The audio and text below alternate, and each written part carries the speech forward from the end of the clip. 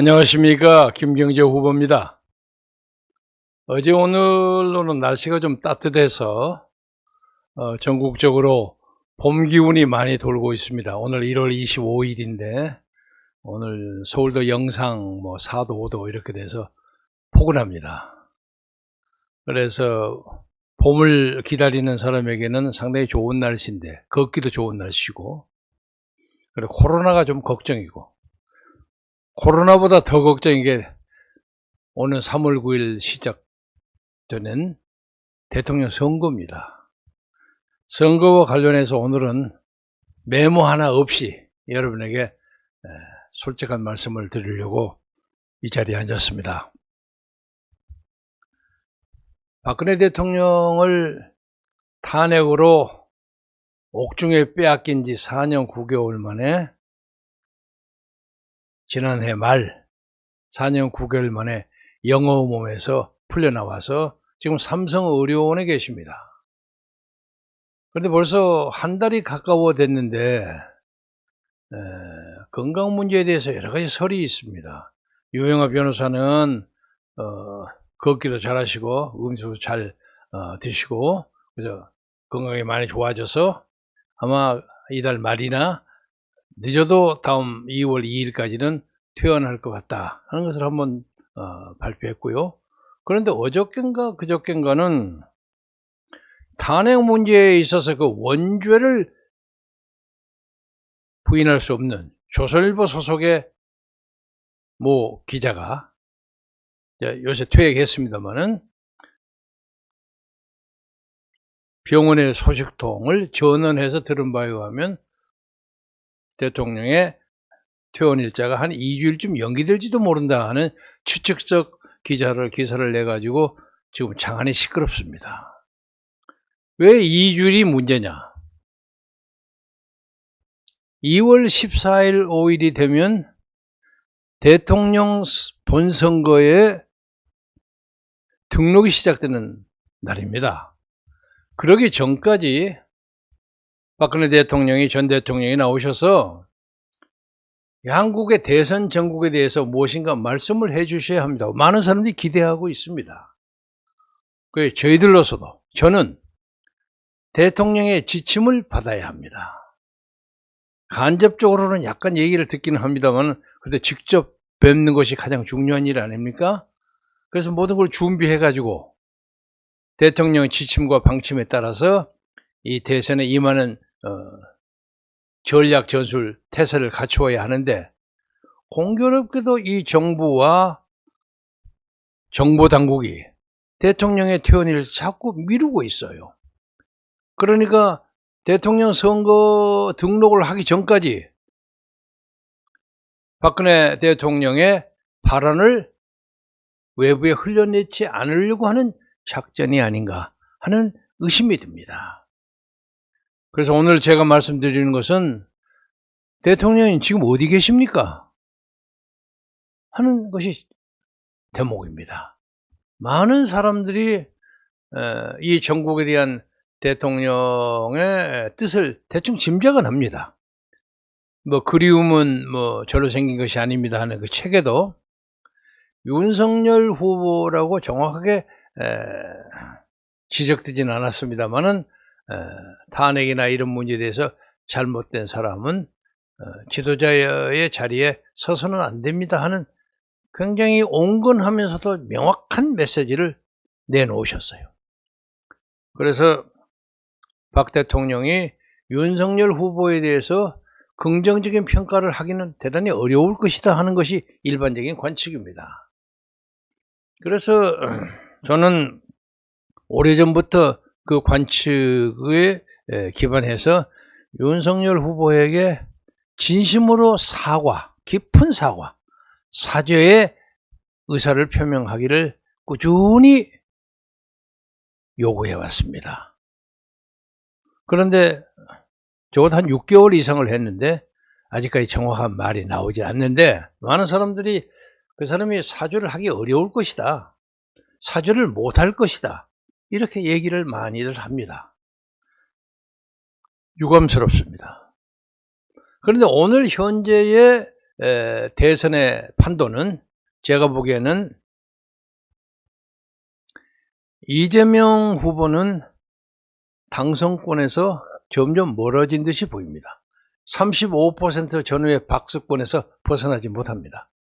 그래서 그 양반이 움직이는 태도가 좀 안달복달한 그런 느낌이 들고, 민주당 안에서도 여러 가지 잡음도 나오고, 그걸 극복하기 위해서 오늘 송영길 대표가 나와서 여러 가지 사과를 하면서 요새 보궐선거로 예상되는 지역에 공천을 하지 않겠다, 무공천을 하겠다, 이거 깜짝 놀랄만한 방침입니다. 이런 것도 발표하고 하는 거 보면 하여간 이재명 후보를 지원하기 위해서 여러 가지 백방으로 노력하는 것 같은데, 이재명 후보도 뭐 경기도 지역을 돌면서 눈물도 흘리고 큰절도 하고 여러 가지 방법을 많이 하는데, 그 양반이 큰절을 한 걸 많이 했습니다.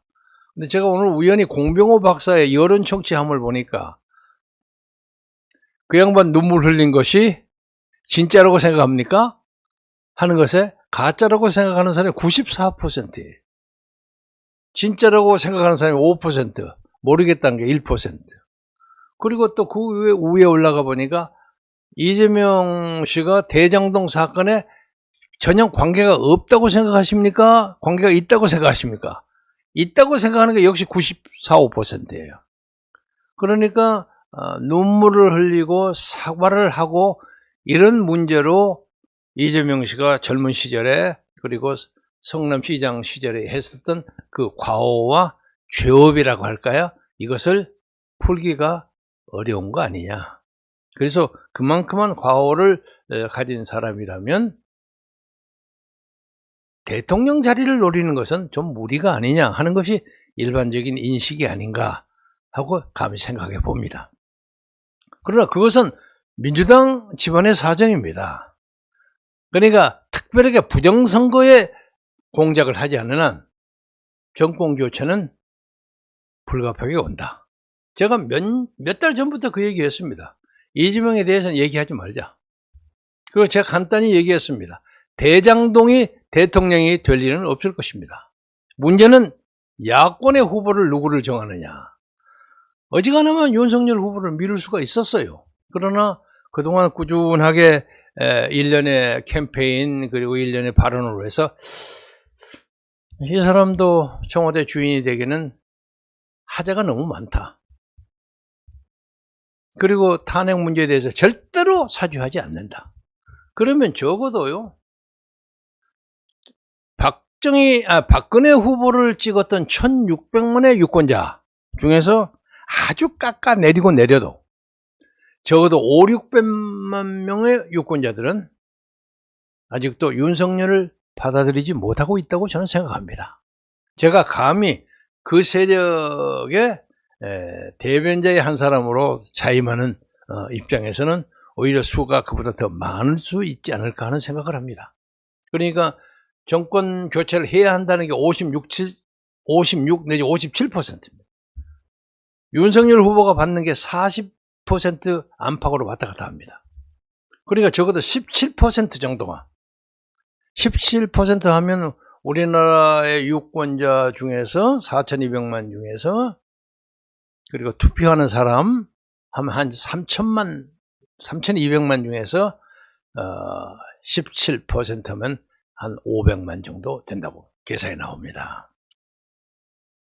그런데 이 세력의 도움을 받지 않고 어떻게 대통령이 될 수가 있겠느냐? 어렵다고 봅니다. 그리고 특히 요새 부인 김건희 씨의 그 녹취록, 이것이 뭐 크게 문제가 된다고 생각하지는 않습니다만은 그 사람의 제스처, 외모, 그리고 또 과감한 그 발언, 그 자신만만한 태도, 이런 것 때문에 김건희 팬클럽이 막 5만, 6만으로 올라가는 그런 현상도 나온 것은 사실입니다. 그러나 그 안에 있는 내용이 너무도 윤석열 후보에게 손해가 되는 게 많아요. 내가 정권을 잡는다면 완전히 정권 교체 후 주역이 김건희예요. 윤석열이 아니고. 그런 문제라든가 아마 오늘부터 시작된다고 알려져 있는 서울의 소리 방송에서 지난번 알려지지 않았던 그런 여타의 내용이 나온다고 알려져 있는데, 거기에는 무슨 김건희 씨의 과거 이야기, 과거의 로맨스, 제가 입으로 올리기 싫습니다만은 그런 것이 막 쏟아진다고 해서 이것이 이 후보 지지도의 추락을 어디까지 가져갈지 그건 아무도 장담하지 못합니다. 그러나 제가 얼마 내려가고 말고 그걸 떠나서 그런 스토리를 가지고 있는 사람이, 그리고 그 남편이 청와대 주인공이 될 수가 있을까 하는 것에 대해서 많은 사람이 여야를 가리지 않고 원천적인 질문을 던지리라고 생각합니다. 그래서 이 문제에 대해서 제3의 대타가 지금 안철수인데, 안철수 후보는 이제 10% 내외에서 올라간 것도 있고 좀 내려간 것도 있고 하는데, 안철수 후보를 아는 사람들이 이 양반이 아주 원칙이 분명한 사람, 흠은 좀 없는 사람이에요. 부인도 그렇다고 그럽니다. 남의 말을 잘 안 들어요. 자기 원칙이 있어요. 그 깨끗한 사람이에요. 그런데 너무 고지식하고 원칙 때문에 과연 그 양반이 윤석열과 단일화를 할까? 하지 못할 거라는 견해가 압도적으로 우세합니다. 그래서 그런 입장에 대해서 솔직하게 얘기를 드리자면, 이 탄핵 반대 세력, 소위 박근혜 전 대통령에게 충성스러운 유권자들은 차라리 안철수하고 단일화를 하는 게 어떤가. 안철수가 만약 박근혜 전 대통령의 축복, 블레싱을 받는다면 제3의 후보로서 강력하게 등장하지 않을까. 아직도 한 40일이니까 많은 시간입니다. 그리고 이 두 사람이, 이재명과 윤석열이라는 사람이 지금 35%, 40% 내외를 차지하고 있지만, 역대 대한민국 대통령 선거에서 자기의 지지도보다 부정적 시각이 훨씬 많은 사람이 이 두 사람이에요.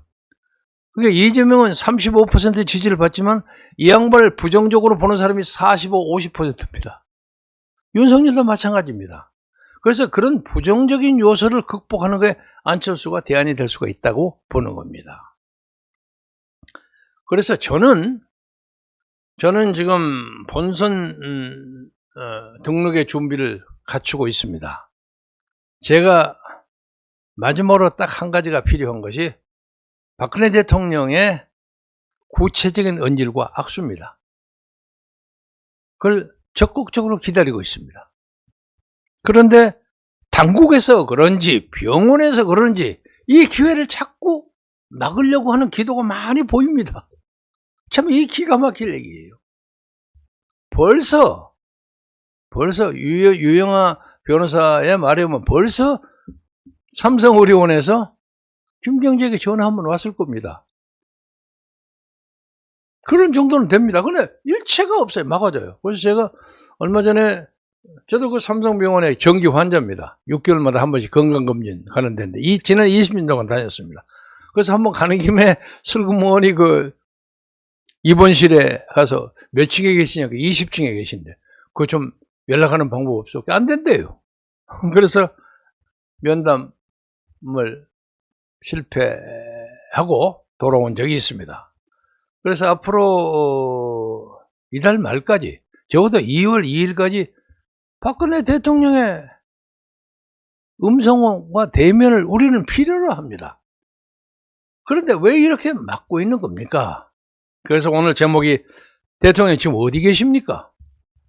그리고 오늘 아침에도 그 방송을 했습니다만, 우리 이상로 박사가 그 얘기 했습니다. 삼성의료원 원장에게, 삼성의료원 당국에게 우리가 공식적으로 요구합니다.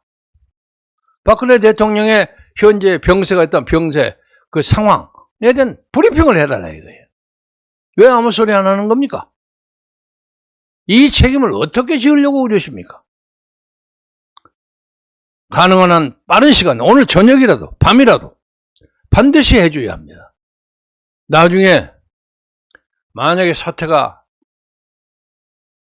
우리가 원하는 방향으로, 국민이 원하는 방향으로 돌아가지 않을 경우에 엄청난 국민의 저항에 삼성의료원은 직면할 것입니다. 이것을 제가 엄중하게 알려드립니다. 지금 어떤 건강 상태가 있고 어디가 어떻게 나쁘고 언제 나올 수 있고 정확하게 얘기해 주세요. 그리고 그것을 얘기를 해줘야 할 의무가 있고 우리는 그것을 알아야 할 권리가 있습니다. 그렇지 않습니까? 그래서 이 문제에 대해서